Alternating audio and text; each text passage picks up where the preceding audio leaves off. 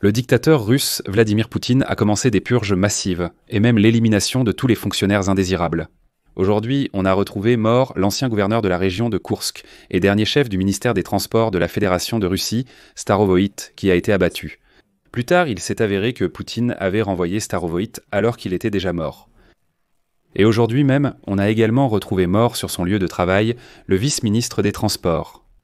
On dit déjà qu'ils ont été éliminés non seulement pour détournement de fonds, mais aussi parce qu'ils étaient témoins de l'invasion des forces armées ukrainiennes sur le territoire russe dans la région de Koursk.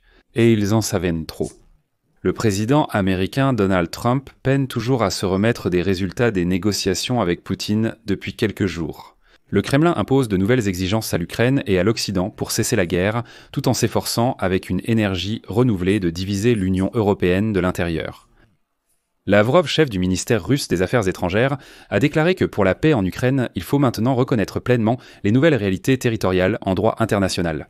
Autrement dit, le Kremlin exige désormais que l'annexion par la Russie de 4 régions et de la Crimée soit reconnue au niveau international, et que l'Occident force l'Ukraine à quitter son propre territoire. De plus, Lavrov exige que l'Occident restitue les avoirs gelés, lève toutes les sanctions et abandonne même toutes les poursuites judiciaires et les actions en justice contre les terroristes russes, y compris Poutine. Il est intéressant de noter que Lavrov a publiquement appelé aujourd'hui la Hongrie, je cite, à lutter ensemble contre l'ukrainisation forcée des Russes et des Hongrois en Ukraine. C'était le préambule. Analysons maintenant en détail ce sujet, ou plutôt les 2 sous-thèmes de cette émission. Mais avant de commencer, je vous demande de vous abonner à cette chaîne, de mettre un like, d'écrire n'importe quel commentaire et surtout de vous abonner à ma chaîne Telegram Petchy News. Le lien est dans la description de cette vidéo. Nous y publions des actualités en temps réel dès leur arrivée. Débutons par les nouvelles exigences de Moscou. Sergueï Lavrov, ministre russe des Affaires étrangères, a présenté les exigences de la Russie pour cesser le conflit en Ukraine. Dans une interview accordée à un média hongrois, il a déclaré que pour parvenir à la paix, il fallait une reconnaissance juridique internationale des nouvelles réalités territoriales apparues après l'annexion de la Crimée, ainsi que des régions de Donetsk, Luhansk, Zaporijia et Kherson. Ensuite, je cite Lavrov. Lors du référendum, ces personnes ont librement décidé de leur avenir en exprimant leur volonté. Notre programme comprend la démilitarisation et la dénazification de l'Ukraine, la levée des sanctions contre la Russie, l'annulation de toutes les poursuites contre la Russie et la restitution des avoirs illégalement saisis, basés en Occident. Selon Lavrov, tout cela doit être inclus dans un accord de paix juridiquement contraignant. Il a ensuite ajouté que l'Ukraine devait, je cite, « revenir aux origines de sa souveraineté et respecter l'esprit et la lettre des documents qui ont constitué sa base juridique ». Il a également rappelé la déclaration sur la souveraineté d'État de 1990 qui stipule le statut neutre, non aligné et non nucléaire de l'Ukraine. Le chef du ministère russe des Affaires étrangères a également réaffirmé la nécessité d'éliminer les causes profondes du conflit et de supprimer la menace à la sécurité de la Russie provoquée par l'élargissement de l'OTAN. De plus, ce ne sont pas là tous les souhaits.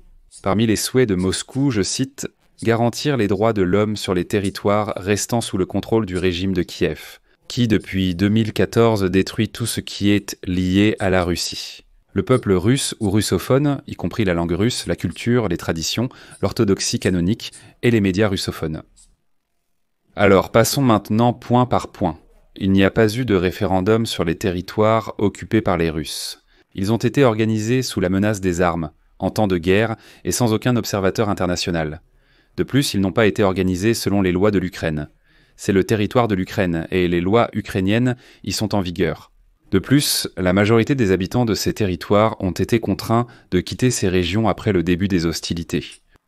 Lavrov exige carrément que les sanctions contre la Russie soient enlevées et que l'Occident abandonne également toutes les poursuites judiciaires contre la Russie et sa direction. Autrement dit, Lavrov exige que tous les criminels de guerre dirigés par le dictateur sanguinaire Poutine soient tout simplement pardonnés et que tous leurs crimes soient oubliés. 3. La disposition sur le statut neutre, non aligné et non nucléaire dans la constitution de l'Ukraine a été révisée précisément après l'invasion de l'Ukraine par la Russie en 2014. C'est précisément après 2014. Dans la constitution de l'Ukraine, le point sur la non-alignement et la neutralité a été modifié et une volonté claire d'adhérer à l'OTAN a été inscrite. Les modifications de la constitution ont été la conséquence de l'agression de la Russie contre l'Ukraine, pas la cause. Et quatrièmement, Lavrov exige que l'on respecte en Ukraine une certaine culture des occupants. Qu'est-ce que c'est? C'est que c'est en. Tout d'abord, l'Ukraine a sa propre culture et sa propre langue, et elle a le droit de choisir elle-même quels droits des minorités nationales respecter. Et deuxièmement, Sergueï Lavrov, que je ne respecte pas, pouvez-vous me citer au moins juste une seule école ukrainophone ou un seul journal ukrainophone en Russie? Juste une seule. Et pourtant, il y a des millions d'Ukrainiens ethniques en Russie. Mais où sont-ils? Qu'en est-il de la garantie des droits des Ukrainiens sur le territoire russe? Peut-être faudrait-il commencer par Moscou, puis ouvrir sa sale bouche en direction de l'Ukraine. D'ailleurs, le ministère des Affaires étrangères de l'Ukraine a déjà répondu à cela, à ce cheval nommé Lavrov. Le ministère ukrainien des Affaires étrangères a exhorté Lavrov à entamer une réelle dénazification, à commencer par Moscou.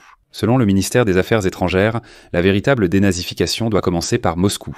Étant donné son attitude envers d'autres ethnies, les Azerbaïdjanais et le reste du Caucase du Sud, l'Asie centrale, les Ukrainiens, les Tatars de Crimée, etc., la rhétorique de Lavrov démontre que le Kremlin rejette les efforts de paix et recourt plutôt à l'ultimatum, comme cela a été le cas en 2022.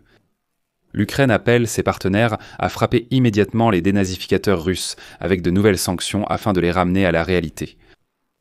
Je rappelle aussi qu'auparavant, le président américain Donald Trump avait déclaré être déçu par le dialogue avec Vladimir Poutine. Apparemment, Trump a finalement compris que Poutine n'a pas l'intention d'arrêter cette guerre. Mais pour l'instant, Trump n'aide beaucoup l'Ukraine qu'en parole, tandis que des Lavrov font de telles déclarations. De plus, Sergueï Lavrov a même proposé aujourd'hui à son collègue hongrois, Péter Szijjártó, de lutter ensemble contre la soi-disant ukrainisation forcée des Russes et des Hongrois dans notre pays. Lavrov a de nouveau répété les thèses absolument mensongères de la propagande russe sur la persécution et les meurtres de Russes en Ukraine, ainsi que sur la violation des droits des russophones. Lavrov a appelé la Hongrie à s'unir pour dénazifier l'Ukraine, selon ses propos rapportés. Plusieurs groupes ethniques, dont les Hongrois, les Roumains, les Polonais, les Bulgares, les Arméniens, les Biélorusses et les Grecs, subissent une ukrainisation forcée. Budapest est bien consciente de ce problème. Actuellement, la Russie et la Hongrie s'expriment ouvertement pour défendre leurs compatriotes et nous pouvons unir nos efforts sur cette question. Pendant ce temps, en Russie, les morts mystérieuses de fonctionnaires se poursuivent. En Russie, on a retrouvé mort l'ancien gouverneur de la région de Koursk et l'ex-ministre des Transports de la Fédération de Russie, Roman Starovoït. Selon les médias russes, citant des sources dans les forces de l'ordre, il se serait suicidé. Le corps de Starovoït, blessé par balle, a été découvert dans sa voiture à Odintsovo, près de Moscou. Près du corps de l'homme, on a retrouvé une arme à feu qu'il avait reçue du ministère de l'Intérieur de la Fédération de Russie en 2023 pour sa coopération dans l'accomplissement de certaines missions. Selon le comité d'enquête de la Fédération de Russie, bien que les circonstances du décès soient encore en cours d'établissement, le suicide est la principale hypothèse de l'enquête. Et voici un point intéressant. Ce n'est que ce matin que les médias russes ont rapporté que le président de la Fédération de Russie, Vladimir Poutine, avait limogé Roman Starovoït de son poste de ministre des Transports. La raison de la démission n'est pas indiquée dans le document. Et plus tard, le porte-parole du Kremlin, Dmitri Peskov, a déclaré qu'il ne s'agissait pas d'une démission pour perte de confiance.